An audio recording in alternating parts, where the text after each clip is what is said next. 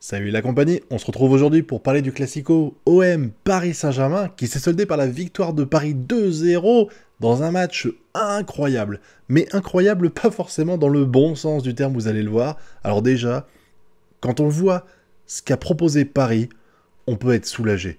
On peut être soulagé parce que déjà la première mi-temps, mais quel jeu de merde.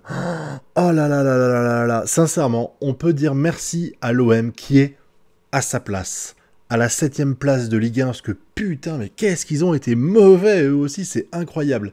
Il y a des moments dans la première mi-temps où tu te dis, une équipe un peu meilleure avec des joueurs qui individuellement devraient être seraient meilleurs techniquement, mais ils rouleraient sur le Paris Saint-Germain. J'ai l'impression qu'en fait, les deux équipes ont pris ce match un petit peu par-dessus la jambe. Parce que même si l'OM a dominé la première mi-temps, clairement Paris n'a pas existé, c'était super triste de voir ce que Paris a proposé pendant cette première mi-temps, l'OM n'a jamais véritablement élevé son niveau de jeu, n'a jamais eu le sentiment, enfin j'ai jamais eu le sentiment qu'ils ont été sérieux dans ce match. Parce que même s'ils ont dominé, même s'ils ont tiré beaucoup au but, au final, on a eu des frayeurs, oui c'est le cas, mais tu te dis ils auraient dû être tellement meilleurs. Je veux dire, rien que, il y a un truc qui me tue en fait, c'est que le Paris Saint-Germain, il est nul en pressing. Enfin, c'est pas qu'ils sont nuls en pressing, c'est que dès qu'ils se font presser, les défenseurs, ils sont en panique totale. Le nombre de buts qu'on s'est mangé cette saison avec des pressings, c'est incroyable. Et là, l'OM, mais ils nous ont laissés tranquilles. Paris, c'est ce qu'ils voulaient. Je veux dire, t'as les 4 défenseurs qui sont là. Des fois, t'avais pas un seul attaquant qui allait sur le porteur du ballon. Ils avaient tout le temps de construire le jeu. N'importe quel club, même qui serait moins bon que l'OM, se rendrait compte, enfin s'est rendu compte que Paris avait un souci au niveau du pressing et tentait quand même sa chance de faire peur, de gêner les défenseurs. Là, il y a quasiment jamais eu de moment où il y a eu le pressing, en tout cas avant qu'ils mènent 1 ou 2-0, avant que Mbappé et Dembélé sortent. C'était incroyable de voir ce... En fait, que les deux équipes, t'avais l'impression qu'ils étaient là avec les mains dans les poches, quoi. Alors, ils t'expliquent en conférence de presse que ouais, c'est un classico, qu'il faut le jouer à fond et tout, mais entre la parole et les actes, putain, il y a un gouffre abyssal, quoi. Et Paris, comme j'ai dit, ils ont été fantomatiques. Oh, l'OM a foiré tout ce qu'ils ont fait, mais Paris n'a pas existé en première mi-temps. Et quand tu vois qu'on termine avec... Alors, le carton de Baraldo, c'est du grand n'importe quoi. C'est du grand n'importe quoi. Alors, il s'est fait... Déjà, il a eu un carton jaune avant face à Aubameyang, je crois. Et quand il fait la poussette au niveau d'Aubameyang, on se dit, bon, bah, ça y est, il va se manger un jaune et c'est terminé. L'arbitre, il en met même pas. Il met même pas de carton. Et tu te dis, ouf, c'est bon. Et derrière, il va voir la VAR. Et tu te dis, il vérifie la VAR pour voir s'il n'y a pas un carton jaune. Et il met direct un rouge. Mais dans quel monde il met un rouge? Sérieux, c'est quoi ce bordel? Alors oui, il a expliqué, il a essayé de justifier en conférence de presse. Enfin, pas en conférence de presse, mais en tout cas, il a essayé de justifier ça avec... j'ai vu l'explication, mais... Putain, ça tient tellement pas la route. Même Aubameyang. Je veux dire, Aubameyang, il est poussé par Beraldo.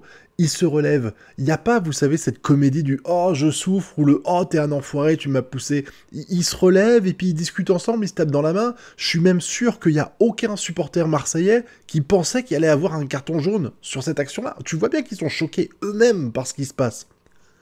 Pourquoi l'arbitre il a fait ça? Pourquoi l'arbitre il fait ça? Alors Beraldo aurait jamais dû faire cette faute. C'est une faute, clairement, il est mérité, il aurait pu se manger un jaune. Là, en fait, comme il avait déjà un jaune derrière, je pense qu'un avertissement, ça aurait suffi. Mais arriver direct avec tes gros sabots et balancer un rouge, putain, il y a eu d'autres choses qui ont été un peu polémiques pendant ce match-là, mais franchement, le niveau de l'arbitrage est catastrophique, c'est incroyable. Et tu te dis que là, c'est après avoir regardé la VAR en plus. C'est ça qui est ouf, parce que des fois quand l'arbitre il prend une décision et que tu te dis putain pourquoi t'as pas consulté la VAR pour voir si c'était bon ou pas, voilà, là le mec il voit la VAR et il dit non carton, voilà. Je vous dis, le carton jaune, il y aurait eu un double carton jaune et une exclusion de Beraldo, j'aurais pas spécialement été choqué, j'aurais fait bon c'est sévère mais c'est mérité. Putain mais un rouge dans n'importe quel monde ça n'existe pas ça. Ça n'existe pas, c'était incroyable. Et ce qui m'a surpris, c'est que je m'attendais vraiment à ce que, après cette décision-là, ce soit une catastrophe. Et que Paris se fasse rouler dessus en permanence, parce que déjà que, avant ça, c'était quand même pas Jojo, tout ça. Et finalement, non, il s'est passé littéralement l'inverse. C'est-à-dire que t'as Paris qui était en situation de se faire dominer par l'OM, et qui, d'un coup, l'OM, bah, ils se sont dit... En fait, t'as l'impression que, dans la première mi-temps, en fait, Paris devait se dire, bon, c'est l'OM, ils sont 6 ou 7e en championnat de France, ils sont pas aussi bons que d'habitude, même si on dit officiellement qu'on est sérieux, on n'a pas besoin d'être à fond, on va gagner quand même. Et quand il y a eu le carton rouge, après cette mi-temps où ils sont dominés quasiment pendant 40 minutes, ils se disent, ah putain, faut peut-être qu'on réagisse, quoi. Et ils vont réagir, et l'OM a fait littéralement l'inverse, c'est-à-dire qu'ils gagnaient. Enfin, ils gagnaient. En tout cas, ils dominaient le match, et ils se sont dit, ah bah tiens, on dominait déjà le match à 11 contre 11, à 10 contre 11, on va jouer encore plus pédard. Et ce qui devait arriver arriva, c'est-à-dire que Dembélé, qui a été nul à chier pendant quasiment tout le match, je trouve, en tout cas, désolé de le dire, franchement, le mec, il est responsable, je crois, en plus de la faute de Beraldo, enfin, je veux dire, c'est lui qui perd le ballon, il fait plein de passes, il y a un nombre de passes foireuses de la part de Paris, que ce soit de la part de Dembélé, d'Mbappé, de tous les joueurs quasiment, il y a eu un taux de passes ratées qui est incroyable par rapport à ce qu'on voit d'habitude, et je trouve que c'est pas forcément parce que l'OM a été bon, parce que des fois les passes ratées c'était dans les pieds des Marseillais, il n'y avait pas besoin d'être très intelligent pour ça, et du coup Dembélé qui a été vraiment pas bon, je trouve vraiment médiocre tout le début de toute la première mi-temps, l'action de Vitinha où Vitinha lui fait une passe, il refile derrière à Vitinha à l'aveugle, et Vitinha peut tranquillement taper au but et marquer. Waouh. Bon, ça rattrape pas totalement ce qu'il a fait depuis le début du match, parce que tu peux pas sauver 89 minutes de jeu avec une minute bien, même s'il a fait d'autres choses bien après quand il était repositionné. Je pense que c'est son positionnement qui allait pas. Honnêtement, il est pas fait pour être à cette... je crois qu'il était en 10, je trouve que... Enfin, en tout cas, la position qu'il avait un peu... Pas vraiment en attaquant pointe, je trouve qu'il était pas vraiment en pointe, il était beaucoup plus en retrait par rapport au... Il créait un peu plus le jeu, c'est vraiment pas pour lui. En tout cas, là, dans ce match-là, il était vraiment à la ramasse là-dessus.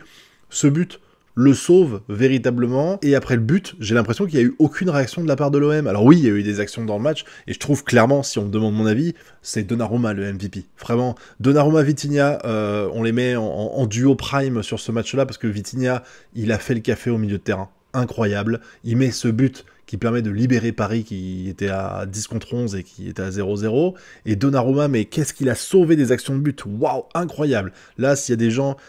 On reproche souvent le jeu au pied maintenant, plus trop, depuis quelques temps, mais on reprochait encore un peu, il y a récemment, la façon de jouer, des fois les boulettes qu'il pouvait faire, et encore, elles sont très rares, honnêtement. C'est vraiment qu'on se plaint de... On se plaint alors qu'on a vraiment un bon niveau de gardien. Hein. Mais là...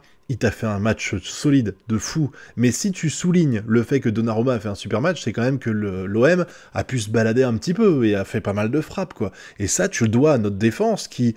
Alors, je sais que c'est bizarre, mais en fait, j'ai l'impression qu'ils sont très bons dans certaines choses. Dans les duels, ils se démerdent bien pour empêcher l'adversaire d'avancer. Par contre, le placement, la position, le marquage, mais putain, mais c'est... C'est pathétique. Je veux dire, des amateurs font 1000 fois mieux. Là... Le but qu'on se prend et qui est refusé par l'arbitre là. Mais les Marseillais, ils se baladent. T'as 3 défenseurs parisiens qui sont près du gardien, en plus qui doivent gêner Donnarumma. Ils doivent le gêner. Et ils sont pas sur le porteur du ballon qui se balade. Et l'action que fait Aubameyang en fin de match là, où il est tout seul côté gauche, t'as personne au marquage. Personne. C'est incroyable de voir ça. T'as vraiment l'impression que les défenseurs, ils sont perdus sur le terrain. Ils sont là, ils vont, merde, le ballon, il arrive dans notre surface, qu'est-ce qu'on fait? C'est ça que j'ai l'impression. Vraiment, j'ai l'impression qu'ils sont perdus. Dites-moi si je suis tout seul, parce que j'ai l'impression de répéter ça à chaque match, et personne n'en parle. Dans les commentaires ou autres, ou même quand je suis en live, personne n'en parle. Mais vous êtes pas d'accord? Vous trouvez pas que les défenseurs sont paumés sur le terrain quand la balle, elle arrive dans la surface? Je trouve ça incroyable de ce faible niveau, cette faible qualité de jeu, de placement de la part de joueurs du Paris Saint-Germain qui ont quand même si on le dit pas officiellement, l'ambition d'arriver en C1, de gagner la C1, quoi. C'est triste quand tu vois ça, tu te dis que quand tu seras devant Lewandowski, tu feras un peu plus la gueule, quoi. Ça va être un peu plus compliqué face au Barça, quoi. Donc faut vraiment qu'il se réveille là-dessus. Et puis par contre, il y a quand même des choses ultra positives à dire. Tu as la doublette Dembélé-Kolo-Muani, elle marche plutôt bien, hein, globalement, je trouve. Et puis tu as surtout, moi ce qui me marque, c'est le duo Zahir Emery et Hakimi. C'est incroyable de les voir ensemble parce qu'en fait, ils permutent tout le temps. Je veux dire, Hakimi, il monte et il a confiance en Zahir Emery et il a raison d'avoir confiance que dès qu'Hakimi fait une montée, tu as Zahir Emery qui descend pour prendre sa place. Et ça passe nickel. Vraiment, il y a une alchimie qui s'opère entre eux et je trouve folle. Des fois, il y a des joueurs, vous savez, ils combinent super bien ensemble. Vraiment, tu le sens.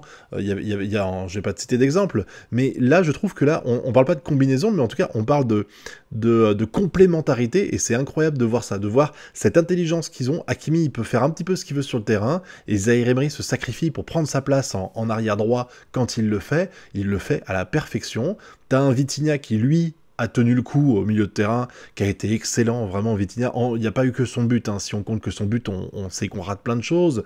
Bon, par contre, Ruiz, faut arrêter de le mettre sur le terrain, ce mec, putain. Quand tu vois l'entraîneur Enrique qui dit qu'il n'y a pas de problème en milieu de terrain, qu'on a les joueurs qu'il faut, etc. Putain, mais non, t'as Ruiz, mec. Ruiz, il est fantomatique, inutile. Ugarte qui est rentré en deuxième mi-temps, il a fait un petit peu, il a été un peu meilleur. Et là, dans ce match-là, il faut le dire, le côté gauche a été inexistant. Mbappé n'a servi à rien du match. N'a servi à rien. Alors, il était dedans, il avait la niaque, on a vu qu'il a tenté des choses, et à un moment donné, il fait une passe qui est pourtant relativement facile, et il la foire, et ce que j'ai aimé, c'est sa réaction, parce qu'il a foncé sur le porteur du ballon, il a même taclé pour récupérer la balle, vraiment, il y a eu un vrai travail de sa part, mais en fait, voilà, il y a des fois, je trouve que Mbappé, il fait le strict minimum, vraiment, il fait pas d'efforts, il joue pas pour l'équipe, etc. Et il va te planter 2 buts et il va avoir 9 sur 10 MVP. Hein, ça arrive. Et des fois, il va avoir, comme c'est le cas sur les différents sites, la moyenne ou moins que la moyenne, genre 5 ou 4 sur 10 dans la plupart des revues sportives. Et j'ai quand même l'impression que, bah, malgré tout, il a voulu faire des efforts. Peut-être que c'est pour compenser les erreurs qu'il a fait, mais en tout cas, même si, là, je lui reprocherais peut-être hein, de pas d'avoir été fantomatique dans ce match-là, mais en tout cas, il a tenté des choses, il a fait des efforts. Et ça, c'est important, mais c'est pas suffisant. Mbappé, il doit clairement pas avoir ce niveau-là, et je pense que la première personne qui doit être déçue des performances d'Mbappé, c'est Mbappé lui-même, qui sait qu'il vaut mieux que ça. Là, on est dans un classico, voilà. Je trouve que, je pense qu'Enrique l'a sorti pour le préserver un petit peu, voilà, mais aussi parce qu'il servait à rien. C'est vrai que sortir Dembélé et Mbappé, c'était risqué, parce que c'est quand même eux, en théorie, qui font l'attaque parisienne, c'est pas Kolo Muani, c'est malheureusement pas notre cher Asensio, ou même Kang In Lee, et pourtant, ou Kolo Muani, et pourtant, c'est arrivé, là. L'action le contre-attaque, la contre-attaque de Paris, qui mène au but, au deuxième but de, je crois que c'est Ramos là. Oh, mais qu'est-ce qu'elle est belle cette action. Mais qu'est-ce qu'elle est belle cette contre-attaque d'une fluidité incroyable. C'est ça qu'il faut faire contre le Barça. C'est ça qu'il va falloir faire contre le Barça. Vraiment, cas d'école. Hein. Il perd la balle en défense. On fonce. Le jeu est super bien fait. Et hop, ça mène jusqu'à Ramos qui peut armer sa frappe et marquer. C'est cool de voir qu'il est en train depuis 3-4 mois d'ailleurs, enfin depuis le mois de janvier, il est en train de monter un peu en puissance parce que on a besoin de joueurs comme ça, on a besoin de ce niveau-là, mais au final, on ne peut être que frustré et satisfait parce qu'on a gagné 2-0 dans des circonstances particulières, avec l'arbitre qui s'est totalement chié dessus pour moi, pour ce carton rouge, dites-moi si vous êtes d'accord ou pas d'accord, et j'ai quand même l'impression qu'on a gagné presque par défaut, parce que l'OM a été encore plus mauvais que Paris.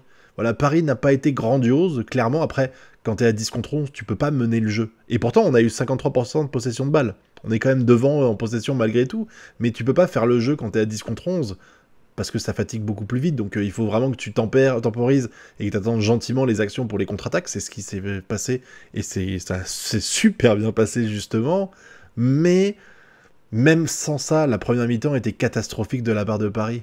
Voilà, on peut remercier d'avoir eu comme adversaire un OM ultra faible, un OM qui mérite pas mieux que la 7ème place du championnat de France. J'espère qu'ils se démerderont mieux contre Benfica en C3 pour qu'on gagne encore un peu plus de points au coefficient UEFA, mais tu comprends pourquoi ils sont à la 7ème place et qu'ils sont pas en train de truster les 3 premières. Le niveau de jeu qu'on a eu là était catastrophique de la part de l'OM, et c'est seulement ça qui a empêché Paris de se faire manger une mine, parce que ils ont à peine, en fait, ils ont élevé le niveau de jeu à peine au-dessus, un peu comme s'ils s'adaptaient. C'est-à-dire que ils sont là, en général, l'OM est là, et puis ils se sont dit, l'OM est là, nous on va se mettre là aussi, et ils se sont mis là, ils sont à peine un peu haussé le niveau de jeu pour être au-dessus et permettre de gagner 2-0, mais t'es pas censé faire ça, t'es censé rouler sur l'adversaire, t'es censé accumuler de la confiance et tout ça, et là, tu peux pas accumuler de la confiance avec un match comme ça. Parce qu'il y avait tellement de choses qui allaient pas que tu peux pas être rassuré. À quelques jours du match contre le Barça, tu te dis, ça sera pas le même niveau, et si on reproduit la même chose, on est mort, quoi. Donc faut vraiment faire mieux, mais au moins, on a gagné. C'est la 50e victoire, je crois, contre l'OM. L'OM qui a pas gagné face à Paris, même à domicile, depuis 7 ans. Je crois que la dernière fois, ils ont fait un match nul contre Paris. C'est la meilleure performance qu'ils aient fait, je crois que c'était en 2017. Ça commence à dater un petit peu, si je dis pas de bêtises. Donc on est quand même reparti avec les 3 points pour assurer encore plus la Ligue 1. On a quand même fait du très bon boulot, Donnarumma, et la contre-attaque, le deuxième but était magnifique, avec des bonnes performances de Vitinha, je vous dis, de Hakimi, de Zaïre Emery et tout, donc c'était cool tout ça, mais il y a quand même beaucoup de choses qui n'allaient pas et qu'il va falloir corriger avant le prochain match de C1. Voilà, n'hésitez pas à me dire ce que vous avez pensé de ce match-là dans la zone commentaire, je suis curieux d'avoir votre avis, hein, parce qu'on voit pas tous les mêmes choses. Puis vous connaissez la chanson, pouce bleu, abonnement, partage, et on se retrouve bientôt pour de prochaines vidéos. Tchuss!